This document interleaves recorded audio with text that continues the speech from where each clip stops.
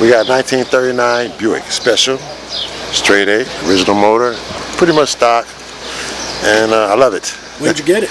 I had it since 2019, come from Oklahoma City. Oh, Oklahoma, huh? Yes, sir. Fixed it up, put all the accessories on it, and competed in a lot of shows.